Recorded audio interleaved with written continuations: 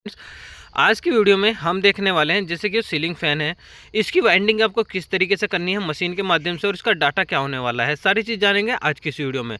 देखिए दोस्तों, जैसे आप ये देख पा रहे हैं मशीन है, ये डाई थी और आप देख रहे हैं ये इसका पूरा का पूरा पैनल होता है, पूरी मशीन का पैनल होता है। जैसे कि हम पहले भी आपको बता चुके हैं। सबसे पहले हम इस पंखे को करते हैं इसमें सेट। और सबसे बड़ी बात, यदि रेड लाइट जलेगी तो रेड से ऑपरेट होगी, यदि ग्रीन लाइट जलेगी तो ये ग्रीन से ऑपरेट होगी। अब जैसे ये है हमारे 1200 वोल्ट का पंखा। अब इसमें टनों की संख्या आपको कितनी करनी होती है, इसमें हमने पहले भी आपको एक डाटा बताया है कि जो ओवरऑल डाटा 5000 होता है उसे आप जितने स्लॉट होते हैं उतनों से भाग दे दो। और फिर देख सकते हैं कोयल बिल्कुल प्रॉपर तरीके से डलेगी और आपकी पंखे की स्पीड भी नहीं घटेगी। इस चीज़ का ध्यान रखना दोस्तों, क्योंकि स्पीड कब घटती है, यदि आप उसकी लंबाई को घटा दोगे या ज़्यादा कम कर दो या ज़्यादा बढ़ा दो। क्योंकि आप भी जानते हैं कि प्रतिरोध क्या होता है, समानुपाती होता है किसके, लंबाई के, और व्युत्क्रमणुपाती होता है किसके, क्षेत्रफल के, यानी कि मोटाई के। तो ये बहुत सारी चीज़ ऐसी होती है जो कि प्रैक्टिकली आपको पता होनी चाहिए। जैसे कि हमने इसकी वाइंडिंग को कर दिया है शुरू।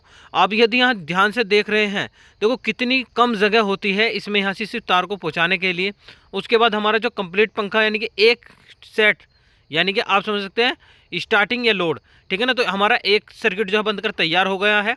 अब सबसे पहले हमने इसके ऊपर के पेपर लगा के बीच का पेपर लगा दिया है, जिससे कि दोनों सर्किट आपस में शॉर्ट ना हो, यानी कि दोनों तार यानी प्रारंभिक और अंतिम आपस में ना मिल सके। अगर ऐसे मिलते हैं तो ये भी शॉर्ट की कैटेगरी में जाता है। अब ऊपर के डालते हैं हम पेपर। जैसे कि हम पेपर की कर रहे हैं मुड़ाई, तो आप देख सकते हैं जब आप मुड़ाई करें इसको बड़े प्रॉपर तरीके से आपको करनी होती है। बहुत सारे बच्चों को लग रहा होगा बड़ा ईजी है, तो मैं एक चीज़ ज़रूर कहूँगा दोस्तों, एक बार आप मुड़ाई कर कर एक पंखे में पेपर डाल के ज़रूर देखना, ठीक है। बहुत अच्छी बात होती है यदि आप प्रैक्टिकली करने के बाद खुद से कर रहे हैं, लेकिन एक चीज़ का ध्यान रखना, सेफ्टी इज मस्ट, यानी कि सेफ्टी बहुत ज़रूरी है। आपको लगता है जब कोई काम करता है तो दूसरे का काम बड़ा आसान होता है, लेकिन पता हमें जब लगता है जब उस काम को हम खुद से करते हैं। तो इस चीज़ का ध्यान रखना कि जैसे कि देखो हमने बहुत अच्छे तरीके से, क्योंकि ये क्या है, स्किल है और प्रैक्टिस है। जब आप किसी चीज़ में बार बार प्रैक्टिस करते रहते हैं तो आप उसमें एक महारथन हासिल कर लेते हो। तो पेपर मोड़ने का तरीका बिल्कुल कटिंग, आप सिर्फ पंखे का स्टेटर देखोगे, स्टेटर देखने के बाद आपको खुद आइडिया हो जाएगा कि आपको पेपर कितना काटना है।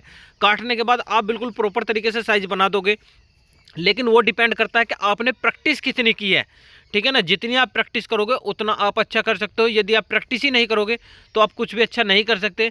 अब जैसे आप देख रहे हैं कि ये घूम रही है, यो थोड़ा ऊपर से है, क्योंकि हमें किस तरीके से चेंज करनी होती है मोटर स्टेटर को, वो भी आपको पता होना चाहिए। मशीन यदि जिस साइड रुकती है तो उस रुकने के बाद कौन सी डायरेक्शन में इसको पहुंचाना होता है। अभी ध्यानपूर्वक आप देखना। देखो अभी तक इसमें कोई भी कुछ नहीं, देखो यदि आप रिवर्स या फॉरवर्ड्स में चलाना चाहते हो तो उधर ही साइड में पहुंचाकर हल्का सा वायर खींचना और लीवर को पीछे करो और फिर दोबारा से दूसरी डायरेक्शन में घुमा दो। इसमें कोयल जो डालने की डायरेक्शन होती है, एक क्लॉकवाइज और दूसरी एंटी क्लॉकवाइज होती है, या आप दूसरे समझ सकते हैं दूसरी भाषा में, एक सीधी और एक उल्टी, ठीक है। एक सीधी और एक उल्टी कोयल इसमें हमें डालनी होती है। अब समय, यदि आप हाथ से कोई पंखा बांधते हो तो उसमें आपको समय बहुत ज़्यादा लगेगा, लेकिन क्या है इसमें आपको समय की बचत हो जाएगी। ये मान के चलो आप 20 से 30 मिनट में पूरा पंखा का पूरा स्टेटर बांधकर तैयार कर दोगे। पंखा तो तैयार नहीं होगा, सिर्फ वाइंडिंग स्टेटर, यानी कि जिसकी वाइंडिंग करे वो स्टेटर कंप्लीट तरीके से तैयार हो जाएगा। उसके बाद आपको ये पेपर लगाना है। ये पेपर बड़े ध्यानपूर्वक लगाना है कि तार ना टूटे। इसको लगाने की भी एक ट्रिक होती है। पहले आपको दोनों साइड से वायर को अच्छे से दबाना होता है। यदि आपने ऑफलाइन में भी यदि प्रैक्टिकल करे हैं तो जब तो आप इसको बहुत आसानी तरीके से कर सकते हैं। और ध्यान रखना दोस्तों, ऑनलाइन से बेटर ऑफलाइन होता है, क्योंकि वहाँ आपको एक डर बना रहता है कि हाँ टीचर्स है, आपको धमका सकते हैं, यदि आप गलती कर सकते हो तो आपको बता सकते हैं। लेकिन इस चीज़ का ध्यान रखना, यदि आप सोचते हो कि ऑनलाइन ही सब चीज़ अच्छी है तो ऐसा नहीं है कि ऑनलाइन सब चीज़ अच्छी है। क्योंकि कुछ चीज़ ऑनलाइन में, आप जैसे कनेक्शन है, आप कनेक्शन सीख जाओगे, उसके बाद आप गलती करोगे तो किससे पूछोगे, किसी से नहीं। आप सिर्फ कमेंट कर सकते हो, उसमें थोड़ा सा दूर हो सकता है कुछ जिसको आइडिया है उसका कंप्लीटली तरीके से डाउट दूर हो जाए। अब जैसे ऊपर के पेपर डालने हैं, आपको मान लो कोई तार टूट जाए तो आप पहचान कैसे करोगे, उसकी भी पहचान आपको ऑफलाइन के माध्यम से पता जल्दी चल जाती है। तो फिर भी आप देखो आपके पास इस टाइम बहुत सारे माध्यम हैं, तो आपको सीखना ज़रूर चाहिए। और जैसे कि आप देख रहे हैं कि सबसे पहले हमने क्या करा है, इसकी जो 4 स्लिप डाल दी है, यानी कि 2 स्टार्टिंग की और 2 लोड की, यानी कि 2 अंदर वाले सर्किट के लिए और 2 बाहर वाले सर्किट के लिए। और उसके बाद 2 तारों को हम एक साइड के जो 2 वायर होते हैं उन आपस में मिला देते हैं, जो कि हमारा मेन वायर कहलाया जाता है। क्या दोस्तों, जो कि हमारा मेन वायर कहलाया जाएगा। और उसके बाद जो 2 अन्य वायर बच जाते हैं ये हमारे कैपेसिटर के वायर होते हैं। बस ध्यान ये रखना, यदि इसमें कहीं जोड़ आया हो तो जोड़ में भी आपको स्लीव डालनी होती है। ये आपका 36 नंबर वायर है और 36 नंबर के टनों का ही हमने आपको डाटा बताया था कि 5000 से भाग दे देने हैं जितने स्लॉट है, यानी कि एक सर्किट, यानी कि नीचे अगर 12 स्लॉट है तो 12 + 12 हुए, तो सिर्फ आपको 12 से भाग देनी, ना कि 24 से। उस बात देखो आपने, इसको हम क्या कर देते हैं, मेन वायर को बना दिया है। अब मेन वायर की कुछ पहचान यदि आप करना चाहते हो तो कर सकते हो, नहीं तो मेन एक अलग वायर रखो और जो कैपेसिटर वाले वायर है वे आप 2 सेम वायर रखो। उससे आपको एक आइडिया हो जाएगा कि इसमें कैपेसिटर वाले वायर कौन से और मेन वाला वायर कौन सा है। जैसे कि अभी हमने कर दिया है इसको बिल्कुल ओके। आप देख पा रहे हैं कि कनेक्शन करने के बाद बिल्कुल ओके तैयार होने वाला है। जब भी आप कनेक्शन करें तो इस चीज़ का जरूर ध्यान रखें कि कनेक्शन इस तरीके से नहीं होने चाहिए कि जब आप इस वायर को बाहर निकाले या खींचे तो आपके वायर या तो टूट जाए या खींचकर बाहर आ जाए। तो आपको इस तरीके से ऐंठना है, इस तरीके से जोड़ लगाना है कि वो खिंच भी ना पाए, और उसमें गांठ भी नहीं लगानी। इस चीज़ का भी ध्यान रखना दोस्तों, उसमें गांठ भी नहीं लगानी। मान लो बाद में अगर हमें कुछ करना पड़ जाए तो वो गांठ नहीं खुलेगी, उससे भी हमारा पूरा जो पंखा है, पूरा स्टेटर जो है वो बेकार हो जाएगा।